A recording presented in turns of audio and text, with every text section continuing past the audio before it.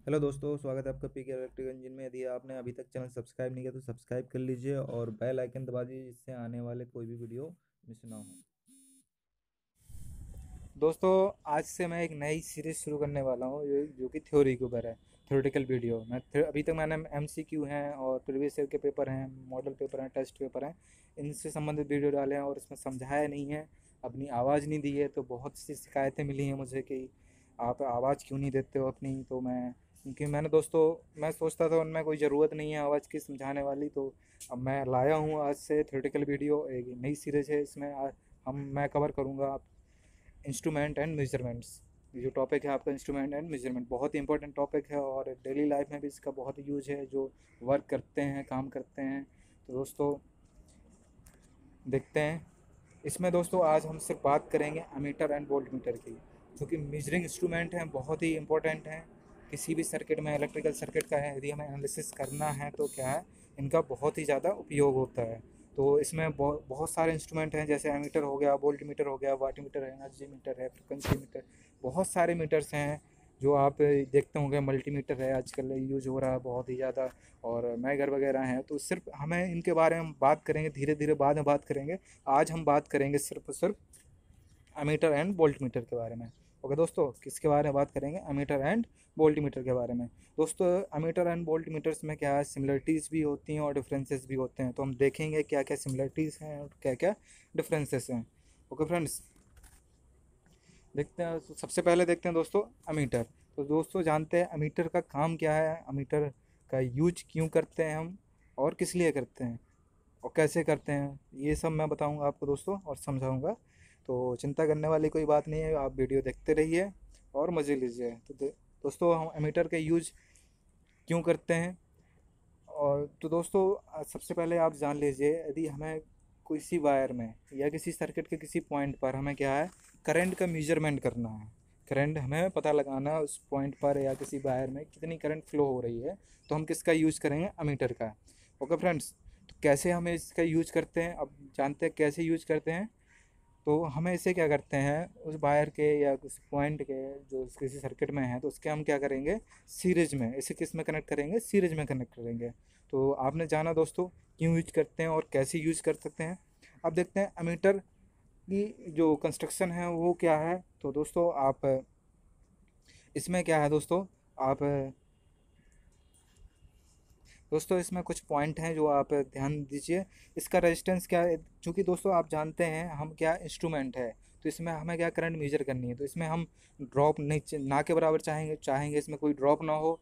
तो इसका internal resistance जो होता है वो कैसा होना चाहिए, बहुत ही लो होना चाहिए दोस्तों, क्योंकि इसमें हमें क्या करना है, करंट का मेजर करना है। और आप जानते हैं करंट कहाँ से फ्लो होती है, जहाँ से उसे क्या है, मिनिमम से मिनिमम रेजिस्टेंस पाथ मिले, करंट वहाँ से फ्लो होगी। तो यदि हम सीरीज में लगाएंगे और इसमें हाई रेजिस्टेंस कर देंगे तो उसमें करंट मेजर ही नहीं होगी, पास ही नहीं होगी करंट। तो हमें इसका रेजिस्टेंस कैसा रखते हैं, बहुत ही लो रखते हैं। ओके दोस्तों, तो और आइडियल, यदि आइडियल कंडीशन है तो उसका रेजिस्टेंस कैसा होना चाहिए, जीरो होना चाहिए। आइडियल कंडीशन में उसका रेजिस्टेंस कैसा होना चाहिए, जीरो होना चाहिए। तो आप समझ गए होंगे दोस्तों। और दोस्तों बहुत से एक क्वेश्चन दिमाग में ये भी आता है कि गैल्वेनोमीटर होता है, हम गैल्वेनोमीटर का क्या है, एमीटर की तरह यूज कर सकते हैं? जी हाँ, बिल्कुल कर सकते हैं। कैसे कर सकते हैं, हम उसके सीरीज में, सॉरी, उसके जो पैरेलल में है उसके हम क्या करेंगे, एक शंट रेजिस्टेंस लगा देंगे, गैल्वेनोमीटर के पैरेलल में शंट रेजिस्टेंस लगा देंगे। ओके दोस्तों, जिससे क्या है, वो आपका एमीटर एज ए एमीटर की तरह वर्क करने लगेगा। दोस्तों एक बार देख लीजिए हम कैसे कनेक्ट करेंगे, मैं अब ड्रॉ करके बताता हूँ सर्किट। ये सोर्स, सप्लाई सोर्स हो गया, यहाँ पे आपका एमीटर यूज कर देंगे, हम लगा देंगे, यहाँ लोड है और यहाँ से सर्किट पूरा हो जाएगा। तो ऐसे कैसे कनेक्ट करते हैं, इस तरह से इसको कनेक्ट करते हैं। ओके दोस्तों, देखते हैं आगे वोल्ट मीटर। तो दोस्तों वोल्ट मीटर क्या है, अब इसमें भी वही क्वेश्चन आते हैं, वोल्ट मीटर क्या है, क्यों यूज करते हैं और कैसे यूज करते हैं। तो दोस्तों जैसा कि नाम से आप देख समझ पा रहे होंगे, वोल्ट मीटर मतलब क्या, वोल्टेज को मेजर करने के लिए। अब वोल्टेज का हम मेजर कैसे करते हैं, किसी सर्किट के एक्रॉस या किसी लोड के हम एक्रॉस क्या है, वोल्टेज का मेजरमेंट करते हैं। तो कैसे करेंगे हम इसका मेजरमेंट, ये हमें देखना है। कोई सर्किट है, उसके यदि लोड लगा हुआ है तो हमें उसका यदि उसके में वोल्टेज कितना जा रहा है, तो हमें उसके यदि मेजरमेंट करना है तो हम इसको क्या करते हैं दोस्तों, हम पैरेलल में यूज करते हैं। कैसे यूज करते हैं, पैरेलल में यूज करते हैं। मैं सर्किट ड्रॉ करके बताता हूँ आपको। ये सोर्स हो गया, यहाँ पे आप लोड ले लीजिए, ये सर्किट है। जैसे हमें इस लोड के अक्रॉस क्या करना है, वोल्टेज को मेजर करना है, तो हम इसके पैरेलल में क्या करेंगे, वोल्ट मीटर को लगा देंगे। ओके दोस्तों, तो इस तरह से हम इसका यूज करते हैं। और दोस्तों इसका कंस्ट्रक्शन वगैरह में देखा जाए तो इसका, अब जैसे एमीटर में आपने देखो उसका रेजिस्टेंस, इंटरनल रेजिस्टेंस कैसा होना चाहिए था, लो होना चाहिए था। अब दोस्तों इसका इंटरनल रेजिस्टेंस कैसा होना चाहिए, हाई होना चाहिए। जैसे ही आपने देखा, क्योंकि इसका हम पैरेलल में यूज़ करते हैं, तो क्या है, यदि हम इसका रेजिस्टेंस लो रखेंगे तो क्या करंट क्या है, यहाँ से फ्लो हो जाएगी, तो लोड में नहीं जाएगी, तो हम कैसे मीजर कर पाएँ उसमें वोल्टेज ड्रॉप कितना हो रहा है। ओके दोस्तों, तो हमें क्या करना है, हमें इसका रेजिस्टेंस, इंटरनल रेजिस्टेंस क्या है, बहुत ही हाई रखना है। यदि आइडियल है तो इसका इंटरनल रेजिस्टेंस कैसा रखना है, बहुत सॉरी इनफाइनाइट होता है यदि आइडियल कंडीशन है तो। ओके दोस्तों, अब इसमें ही वही बात आती है कि गैलोमीटर को हम वोल्टमीटर की तरह यूज कर पाएंगे या नहीं कर पाएंगे। तो दोस्तों इसमें हम क्या करते हैं, इसके सीरीज में क्या है, बहुत ही सीरीज में इसके दोस्तों क्या करते हैं, एक रजिस्टर लगा दें गैलोमीटर के, तो उससे क्या होता है, वो एज अ वोल्टमीटर वर्क करने लगता है। दोस्तों types of ammeter and voltmeter देखते हैं। मूविंग आयरन टाइप्स, इसमें होता है एसी एंड डीसी दोनों के लिए यूज होते हैं। Attraction type and repulsion type होते हैं। एक होता है मूविंग कॉइल टाइप, तो इसमें परमानेंट मैग्नेट टाइप होता है जो डीसी के लिए सिर्फ यूज किया जाता है। और एक होता है आपका इलेक्ट्रोडायनेमिक और डायनोमीटर टाइप, जो एसी एंड डीसी दोनों के लिए यूज होता है। थर्ड देखते हैं हॉट वायर टाइप, जो वो एसी एंड डीसी दोनों के लिए यूज होता है। और इंडक्शन टाइप हो जो कि एसी ओनली के लिए होता है, सिर्फ और सिर्फ एसी में, क्योंकि इंडक्शन सिस्टम, इंडक्शन किस में वर्क करता है, एसी में, ना कि डीसी में। तो इसमें क्या है, स्प्लिट फेज टाइप है और एक्साइटेड पोल टाइप है। लास्ट देखते हैं इलेक्ट्रोस्टैटिक टाइप, जो कि दोनों में यूज होता है, डीसी एंड एसी में। मूविंग आयरन टाइप में देखते हैं दोस्तों, जो क्या क्या है इसमें, अट्रैक्शन टाइप है और रिपल्सन टाइप है। तो दोस्तों जैसा कि आप जानते हैं, इन दोनों में ही क्या है, जो आवश्यक मैग्नेटिक फील्ड है वो क्या जनरेट करती है, जो करंट कैरिंग कॉइल है उसमें हम करंट फ्लो होती है, तो क्या है, एक मैग्नेटिक फील्ड जनरेट होती है। और उसी फील्ड से ही क्या है, जो आयरन है, मूविंग आयरन है, वो क्या है, अट्रैक्ट एंड, उसका अट्रैक्शन एंड रिपल्सन होता है। यदि हम एमीटर की बात करें तो इसमें क्या होता है, तो इसमें एमीटर में क्या होता है, बहुत ही कम टर्न के मोटे वायर यूज करते हैं, क्योंकि इसमें लो रेजिस्टेंस होता है, और इसे हम सीरीज में कनेक्ट करते हैं।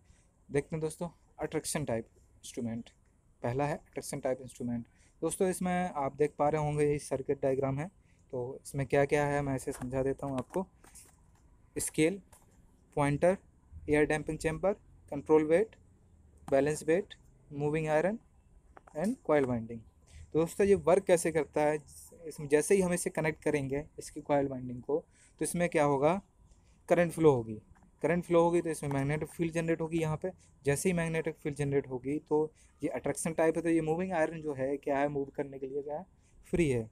तो ये क्या होगा, मूव करेगा जिससे कि कनेक्ट है क्या, आपका पॉइंटर क्या है, रीड स्केल पर क्या है, डिफ्लेक्शन आपको शो कर जाएगा उसके थ्रू।